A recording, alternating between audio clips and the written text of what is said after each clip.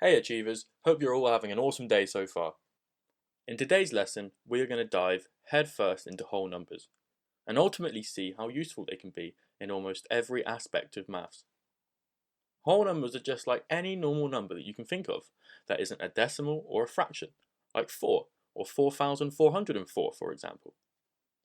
Let's jump into the basics, starting with the place values of whole numbers and what we can do to easily differentiate between them. After, we'll be able to identify which digit is in the tenths, hundredths, or thousandths column. This is going to help us in all aspects of maths later on. But in this lesson, we'll put our new skills to the test, and soon we'll be able to add and take away whole numbers without breaking a single sweat. Let's dive in. Okay, first, let's have a look at this rather large 7-digit number here. Do you know how to say it out loud?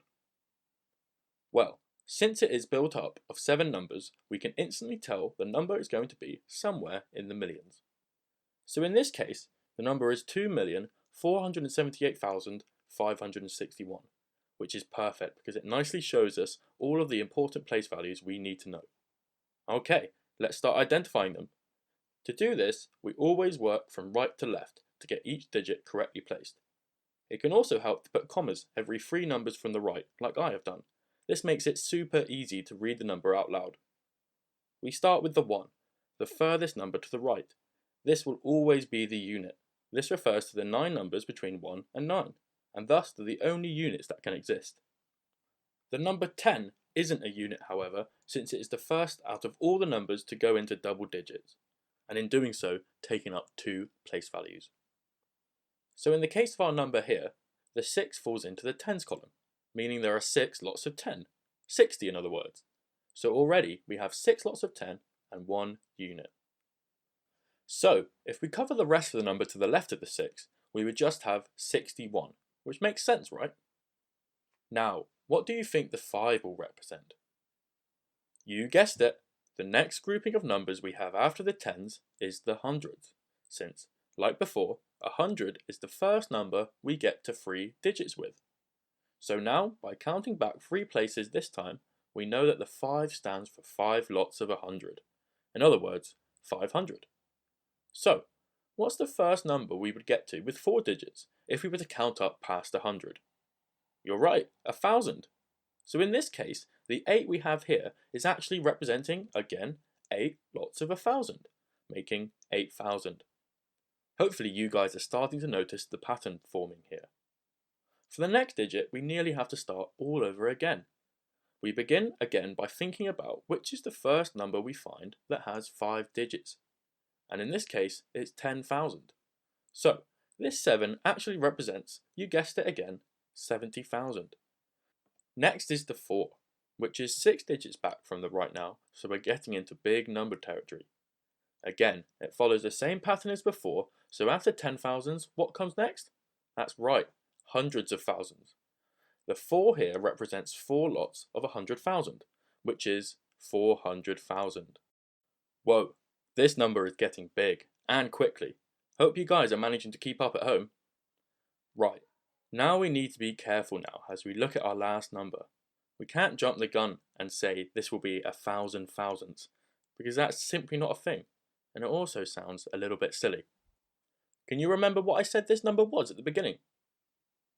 Yeah, that's right, I used the phrase a million. That's the next 7-digit number we come across if we were to count up past 100,000. I wouldn't recommend trying it as you will be sat there for a while. So there we have it, 2,478,561, and all the corresponding place values for each digit, and they happen to be all the main ones you need to know. It's really quite simple, isn't it? As long as we always remember to work backwards from right to left, identifying them in an exam question won't be a problem. Also, remembering to use commas helps us to automatically tell the value of a whole number. Remember, we put a comma after every 3 numbers from the right to left, dividing the number up into either thousands or millions. Okay, let's see if you guys can answer a question on what we have just covered.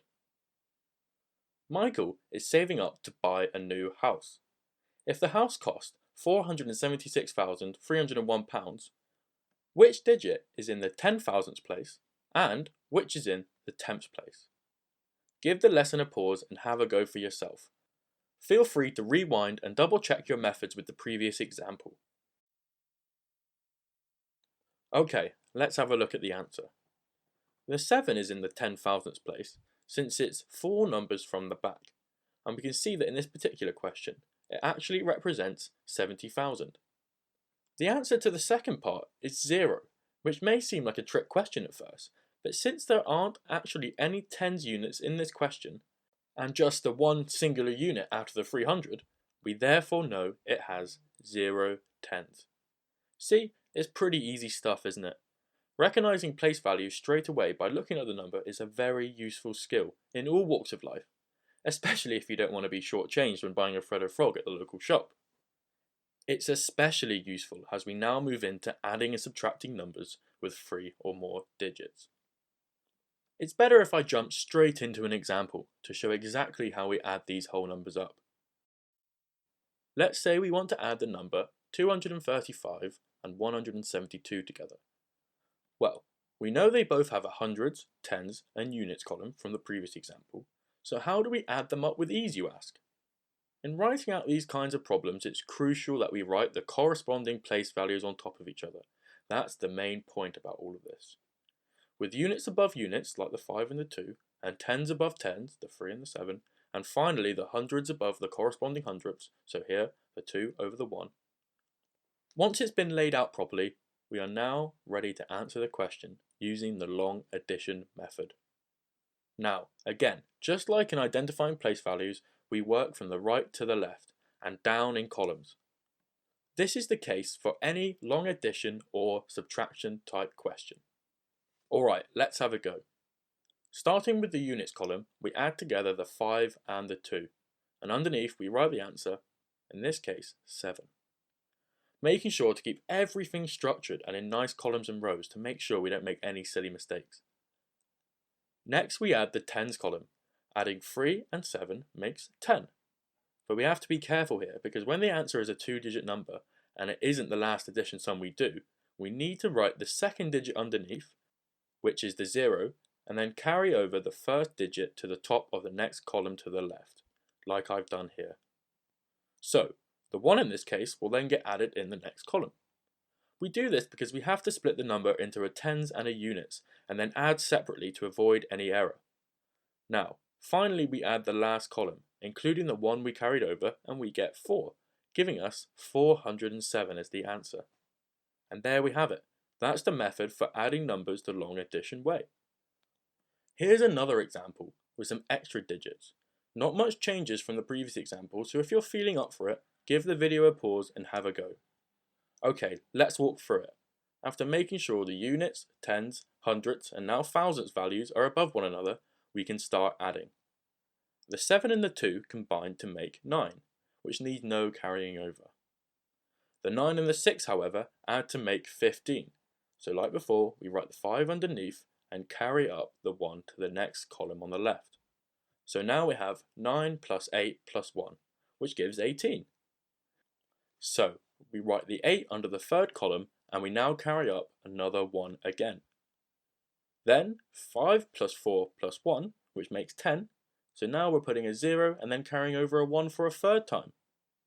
Adding the last two 1s, we get a 2, giving the answer to be 20,859. So, the process doesn't change at all when the digits in the number increase, as long as the numbers are placed above their equivalent place values to begin with. Okay, now it's your turn to try a typical exam-style question. Make sure you extract the important information in numbers before doing the math. Marshall jumped on the sofa 576 times, and his friend Damon jumped on it 87 times. Then the sofa broke, and they both got in big trouble. How many times did they jump on the sofa in total? Give the video a pause and have a go. Okay, here's how we do it. Just the same as in the previous example, we make sure each time we carry over the 1 from the 13 and the 16. The answer we get is 663 jumps. Sounds more like a trampoline to me than a sofa. Okay, let's shake things up this time and try a subtraction problem. It's a little different from what we've been doing up to now, so don't switch off just yet. You're doing really well so far and learning lots of important mathematical skills, so keep it up. Okay then, let's try and subtract 586 from 1711. So, we start the same as before, keeping each corresponding place values above each other. Making sure we always write the larger number on top in these subtraction problems, because we don't want to end up with a negative. So in this case, 1711 goes above 586.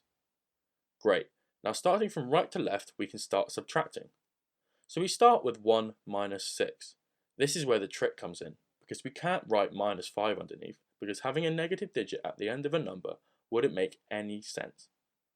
And in all of these long addition and subtraction calculations so far, the digits we have been working with are between 0 and 9 and don't contain negatives. That's how all of these methods work.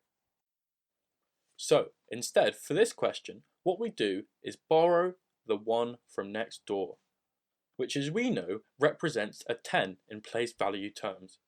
We put a cross through the 1 and consequently that turns into a 0. The 1 then carries over to go in front of the other 1, and we know because of place values that the 1 we carried over represented a 10, so it makes sense that we are now subtracting 6 from 11, which is perfect because we won't end up with any pesky negatives. Okay, so we're not done yet. Looking now at the 0 we created, we can see that we have to borrow once more, since taking 8 away from 0 will give another negative. So we have to look at the neighbour to the left and borrow like before. Let's put a cross through that 7, which then reduces it to a 6, and carry over the 1 to put in front of the 0 and make a 10.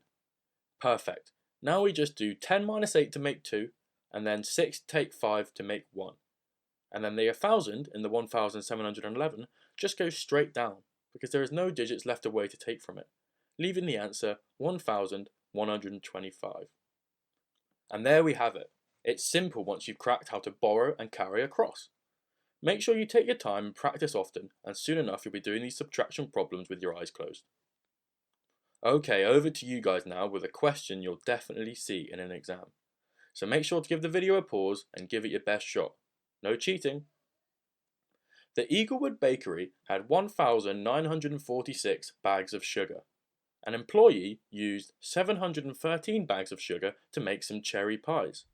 How much sugar is left over? Have a go and I'll be back in a few seconds with the solution. Great, so hope you guys gave it a good go. Let's have a look at how we solve for the answer. So, like before, we want to write the correct place values above one another with a big number on top ready to take the smaller from underneath it. So, we have 1,946 take 713. Starting from the right again, we take the 3 from the 6, giving us 3, which we write underneath. Then 4 take 1, which gives us 3 again, followed by 9 take 7, giving the answer of 2. And then last but not least, we have just the 1 which carries straight down and shows us that the amount of sugar hasn't dropped below 1,000 bags. So there we have it. The Eaglewood Bakery has 1,233 bags of sugar left, more than enough to make us a cherry pie each. Wow, we've covered an awful lot of maths today with some pretty big numbers. And hopefully you're a lot more confident in the method for adding and subtracting these numbers, even when they're hidden behind exam-style backstories. Make sure you practice these methods often, using the homework sheet for this week to help, and soon you'll be a whole numbers specialist.